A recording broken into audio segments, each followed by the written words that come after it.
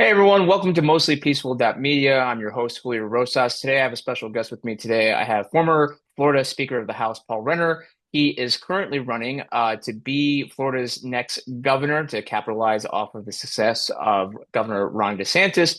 There's a lot of attention on this race just because of not only the GOP contenders, but for some reason, a lot of Democrats have this hope that maybe they can win this top statewide race. So we're going to get right into it. So, Mr. Renner, thank you very much for speaking with us today. Great to be with you. So, for those who are unfamiliar with the Florida dynamics and how things have, kind of give a brief intro about yourself and why you're running in this race. Well, the why is I don't want our state to go backwards, and I joined the governor in the 2 years that I led the legislature to build the free state of Florida. And again, I don't want to go backwards, and leadership is so important with respect to why me. It's really experience, results, vision, leadership. These categories, the things you would look for in a leader to lead for the next 8 years, are things that I think make a compelling case for our candidacy over the other candidates, and particularly Byron Donalds. And so that's 20 years in the military. I served in two wars. I was a state prosecutor in Broward County, and also I have had private sector experience as a business owner. I've started my own business. I've been a partner in a business all before politics. But really, when it comes to the politics piece, is as Speaker of the House, the governor himself said that we had 2 years when I led that were unmatched of any other legislature in America. And when we were leading, conservatives won every battle. And so that's what people really have to look at. They want someone who's going to lean in like this governor and like the president and lead for the next 8 years. And so you touched a lot about leadership and kind of your experience with that. So then, in terms of policy wise, what are some of the biggest difference between you and the other GOP contenders? Well, one that's emerged recently is these hyperscale data centers, which, we have data centers that hold your iPhone photos and that type of thing, but these are so massive. And the 1.0 version that's on offer will raise our electric rates. They demand about the equivalent of 7 or 800,000 people. So drop that into any county and put it on your grid, and it's going to raise your rates. It also requires a lot of water to cool these facilities, and that in turn will damage our aquifer and at a time that it's already under strain. And so I've been very clear that I want to see a moratorium on these data centers, much like counties have done around the state. While they work through the kinks in other states, so the 1.0, 2.0 version, they need to meet the burden before we do. And so that's a big difference between me and Byron Donalds. He is all in for it. I've been a hard no. I've been clear that we'll do that in a special session. The other thing, Julio, is affordability. I've been clearly talking about. I'm the only candidate in the race that has a proposal on homestead property taxes, and I would eliminate up to $1 million of homestead property taxes and do it in a way that would have some replacement from people that vacation here, have second homes here, speculate here, to make sure we're funding police and fire and so forth, kind of the 911 services. I also have plans for lowering insurance rates by 10 to 20%, as well as lowering electric rates. And the other candidates simply don't have the policy depth. They don't have the receipts to prove, like I do when I was speaker, that we did get after insurance. And I've got a friend of mine down here in South Florida who's actually going to get 2 months free. He's going to save 1,400 bucks on his auto rates and then have his rates be cut in half starting in August because of the tort reform, the litigation reform that we did that I led when I was Speaker of the House. Yeah, I mean that's something that since being in the state as certainly that's the hot topic is insurance rates and not only with the cars and stuff, but obviously the homes as well.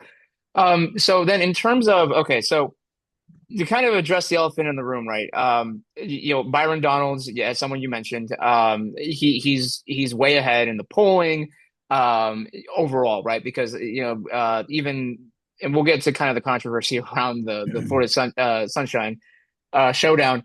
But out of the people that have chosen, right? Because there are the undecided. There is, apparently a big chunk of undecided voters. But not only that, he's got a big war chest for his campaign. He's got the money to spend. But he also has the endorsement of President Trump. So I wanted to ask then, for you, why do you think your kind of, your candidacy is able to kind of overcome those very big hurdles? Well, we haven't raised nearly the money he has. And despite raising all that money, he's taking taxpayer money to fund this campaign. So is Jay Collins. I just think that's fundamentally not conservative. I actually put on the ballot when I was speaker a constitutional amendment to repeal that. It's something Democrats put in to allow people to receive taxpayer money to fund their campaigns. But the reason is, look, we've raised money, but the reason is the compelling case that I mentioned before. What has Byron Donalds led ever? I told you about my background as a military officer, as a Navy commander, and a prosecutor and a business owner. What has he led that would qualify him and answer the why him and not the others? What has he done in terms of results to make our lives better? And I've answered that question in terms of delivering the most conservative 2 years in Florida history when conservatives won every battle and we built the free state of Florida. What has Byron Donalds done to really advance the ball, either during his time in the House with me or in Congress? And then, where were these guys when it came to fighting Amendment 3 and 4, the pot and abortion amendment, or joining the governor as I did in fighting to put common sense conservatives into our school board races? You want a governor who's going to go to the fight, not wait for the fight to come to them. And that's what I've done. The other candidates, have a pitch, but they just don't have the receipts to prove that they've actually shown up to the fight and delivered on these very important battles. And people have not given up on Florida. You mentioned it in the intro. They think they can win Florida. And if we select a nominee who's flawed, who can't answer the why question, we could lose this race. I believe that.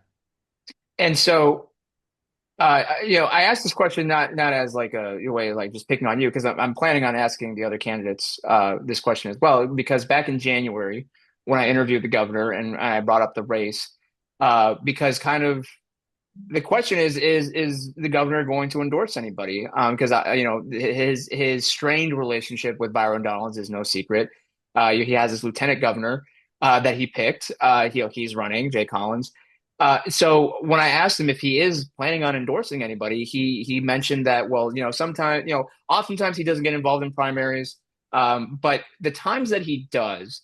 He does so because he truly believes in that candidate's ability that represents him, obviously because that's an endorsement. So then what does it say that as someone who's saying that he worked with the governor when in your position and that you're really trying to replicate his or build off his successes should you be governor that he hasn't endorsed anybody including your candidacy. So what do you think that says about that? Well, I think the governor, if I were governor in his shoes, is looking at, a couple candidates who are dividing up the rest of the vote, the not Byron vote, if you will. And so I think he's looking to see, who can break out, who can possibly win this race. And I genuinely believe, for all the reasons I mentioned, that I'm the only one that can beat Byron Donalds. I've beaten him before in the speaker's race. And I believe I'm the only one that can beat David Jolly. We're going to go up against a pretty good candidate as Democrats go. Now, I wouldn't support him, but we have a pretty good ticket that we have to run against. And so those guys are going to go out and do what they do. They'd be a disaster for the state of Florida. But nonetheless, you have to have someone who's got a lot of qualifications that make the voters want to support them, and also not have disqualifiers or things about them that are off-putting that might cause Republicans and independents to flee the ticket and go toward a Democrat. And so, on all those measures, objectively, we believe that we're head and shoulders above the rest of this group. And if we get to the place where we can beat Byron Donalds, obviously we'd love to have the governor's support. But I don't run around saying that I'm, the de facto DeSantis endorsed candidate unless and until the governor says so.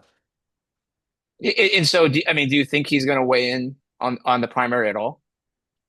I think time will tell, and if he does, I think it'll be later, not now. And so we'll see what happens. And obviously, Trump has endorsed Byron Donalds, and the governor hasn't weighed in. Will he weigh in? I don't know. That's really a question for the governor at this point.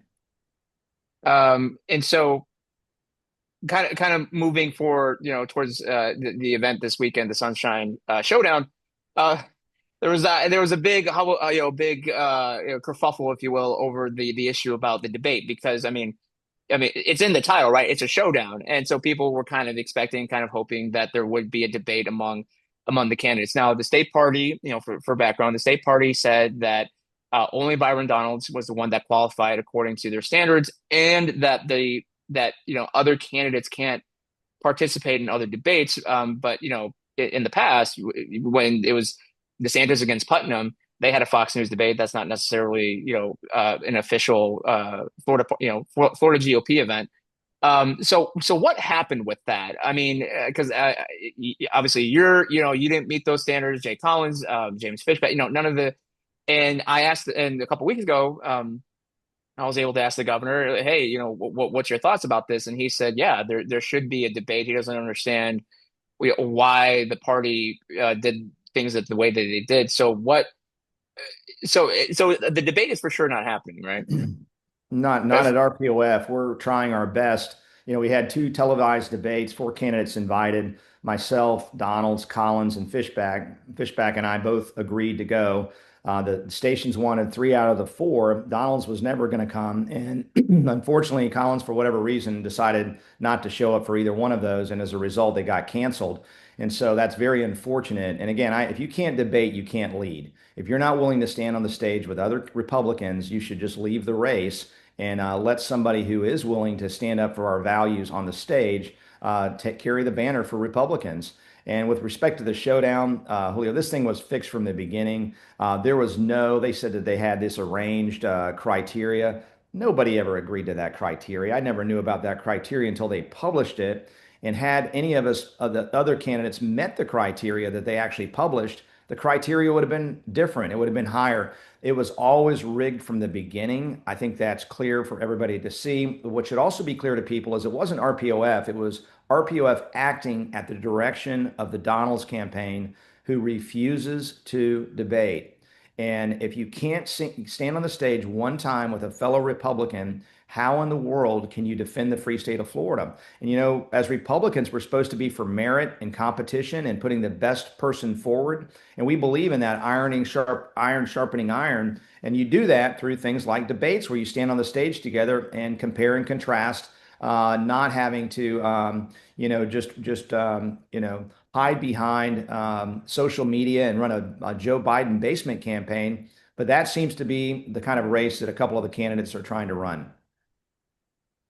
And so where do you then think, I mean, are you guys gonna, I mean, I don't know what your all schedules are going to be for this weekend, but are you planning to at least, talk to the other candidates while you're there? Or is that just, if we're not going to have that debate, there's really no point in even just commiserating or talking to each other while we're there? Well, I'll talk to any candidate. That's not an issue. But the issue is, are we going to get on the stage and be asked tough questions, in a objective format like we had both in the case of the station in Tampa and in Jacksonville? And why we're not having that debate is because two candidates decided not to show. Two candidates had confirmed. I confirmed back in February. And so RPOF has no authority to sanction or not sanction that debate or any other debate. And they had decided, I guess, at the beginning to make sure that Byron Donalds never had to face the Republican voters with the other candidates on the stage.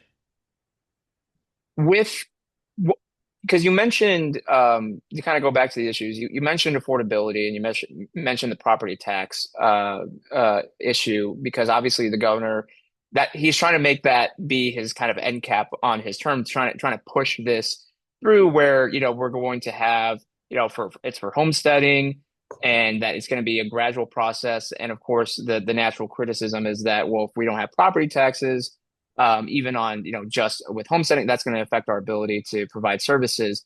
And his counter argument has been, and it is true that the county budgets have significantly increased well past the population. So, but my question is, as someone who has worked in government, do you think that that's enough to motivate them to even consider the possibility of cutting spending? Just because when the money is there, as we've seen not only at the state level, but certainly the federal level, where so we'll just keep spending, and we'll deal with the repercussions later. Do you think it's even possible for, especially some of the more bluer counties, that they'd be even willing to consider, like, well, okay, we'll cut spending because Democrats and Republicans too are guilty of this. They just love to spend. Yeah, it's a good thing we have a balanced budget requirement in Florida, and we balanced them both years that I was speaker. Look, what's going to happen is these local governments are going to trade one tax you don't like for 10 taxes you don't like. And so I know the governor didn't get really everything he was looking for from the legislature in this proposal. Uh, you can argue it's better than nothing. I just, I'm not crazy about it for the reasons that it does not put the guardrails around local government. Exactly what you're asking is there's nothing to stop them from taxing every time you pick up a piece of silverware or you turn on your water or take out your garbage. They'll just fee you 20 different ways to make up that revenue. And so if you're paying the same amount out of your pocket and you're doing it 20 different ways instead of one way, you're not going to be any happier, maybe less happy at the end of the day. So what's missing is those guardrails around local government that would say, this is your limit of revenue, live within your means. And if you have that, then they have no choice but to cut spending. But right now, you already see it before, even during the debate before they put it on the ballot in my own home county, they jacked up the impact fees and said it's an emergency. And so they're actually raising taxes in anticipation of a possible cut in property taxes. This is before the legislature even met in special session. So I have no confidence that they're not just going to make up the revenue unless there are specific guardrails placed on them to limit their revenues. My plan would do that with a supermajority requirement for any tax increase, with a referendum by the voters to say, we don't like that. We're not going to let you do that tax. And so this would put some guardrails around local government of just making up the difference in that revenue and taxing you every bit as much or more as a result of these alternative taxes, which are not prescribed under this amendment. With the issue of Cuba, because obviously we have a lot of Cubans here in South Florida. Um, where do you see, let's say, because it looks like it's trending in that direction, right? There is going to be a lot of, at a minimum, reforms with how Cuba does business, and potentially getting rid of the regime in a similar way that with Venezuela, although obviously that's still playing out, especially in the aftermath of this earthquake. But in the event that Cuba becomes more open, more free. There's a change, and there's no longer a communist, insane, government with all of that and Gaesa and all that. Where do you see Florida's opportunity with collaboration in terms of businesses, in terms of investment? Have you put any thought into how you can implement policies and plans that would benefit both parties? Sure. I mean, by way of background, though, and comparing these candidates and why I'm head and shoulders above the rest, I've traveled throughout South America in the military as a reservist. I've been in countries all over South America and speak Spanish. My wife's Colombian. I have an understanding and appreciation, like the others don't, of the importance of Latin America and want to see a close partnership among those countries, and that would include a free Cuba. Cuba, particularly because of its proximity, could be a major trading partner like we have with Puerto Rico. And if it becomes free, there's a lot that can be done there between Florida and Cuba, particularly unlike the other states in the United States. And so I look forward to that day. I have said that the people in that regime will hate my voice both in English and in Spanish, and we'll do everything possible to push them over and topple that regime. I'm not as confident that they're going to give up voluntarily. And obviously, in Venezuela, it took a military action to remove the leader. You see what's happening in Iran. The regime has not collapsed. And so, short of that, I don't know that the Cuban regime will ever give up power through negotiations. And so I think time will tell. My prayers are that that will happen. It's been too long. We're pushing up on, three-quarters of a century. And it's time that Cuba become free. And we realize the dream that many people in this country and our state have to once again return to a Cuba that is free and liberated. And on, kind of still dealing with Latin America, the issue of immigration still very much a hot topic. And as we were talking, before we started recording, yeah, I just returned from Mexico's southern border. There was a migrant caravan that left. Now, this caravan, as other caravans that have taken place since Trump has been in office, they have said that they're not planning on reaching the United States. They're simply going to other parts of Mexico in search of better job opportunities. But when you talk to them, as I did while I was there, the question was brought up, well, if, do you eventually want to reach the United States if Trump is no longer in office and there's a different, more friendly administration? And of course, they said yes to that because that's kind of their ultimate goal. So that's kind of concerning because going into this midterm year, it does kind of look like Democrats have that wave, or maybe not a wave, but they have that momentum going because of the economy, immigration enforcement, not being looked upon favorably. So, in a Renner administration, how would you go about just overall, keeping the 287G agreements? We just saw Alligator Alcatraz close down because the governor is saying that it's no longer needed because DHS finally has the resources that it needs. The Baker facility is still in operation, as far as I know. So as governor, how would you go about doing immigration enforcement?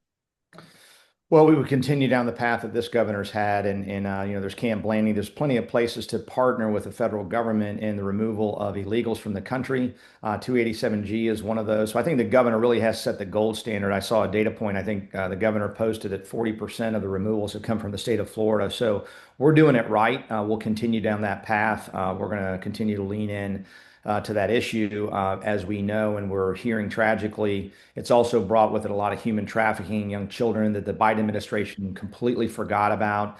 That have suffered unbelievable horrors in sex trafficking and really destroying them physically, psychologically, and Joe Biden and the Democrats could care less. And so it's important on many, many fronts. From a taxpayer standpoint, this is a drain on our resources for education, for healthcare. When people show up in a hospital, they have to be treated. And so reducing illegal immigration in our state will also help with housing affordability. It just goes on many, many layers. And so it's something we'll continue to lean into when I'm governor.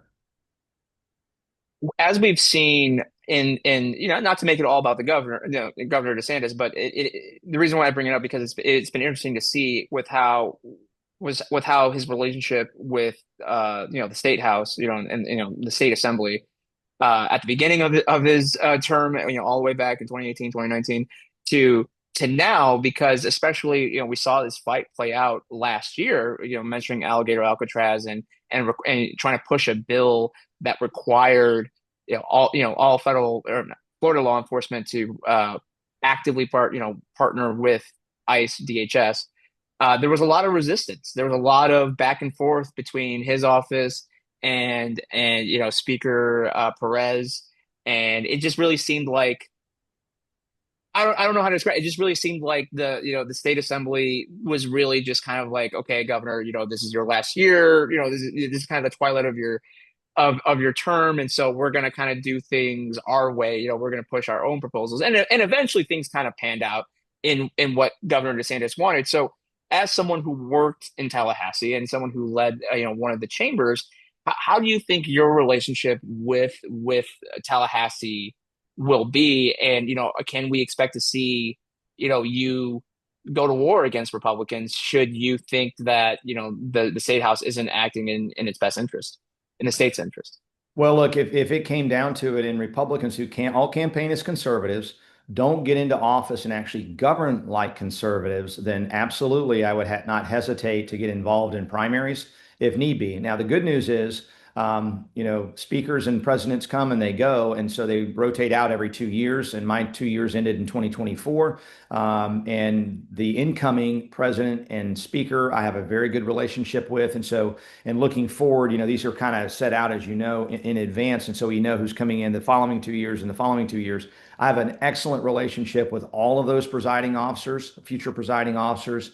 And so, but I would just point you, Julio, to what happened when I was speaker. My counterpart in the Senate was much more moderate philosophically, but we got along very, very well. We were great partners because we did the criticizing in private, the praising in public. We didn't bash each other out there, and we got things done. We united the Republican Party to achieve really the free state of Florida and that really burst of activity during those 2 years.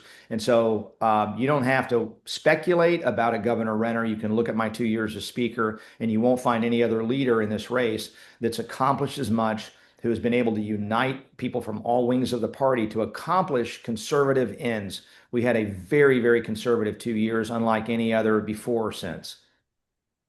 All right. We've reached kind of the halfway point for this. So this is going to be the end for the free subscribers. So if you want to watch the full interview, which is going to be after this, make sure to subscribe on the Substack. You can also go on the YouTube channel, become a member there, where the full interview will also be posted.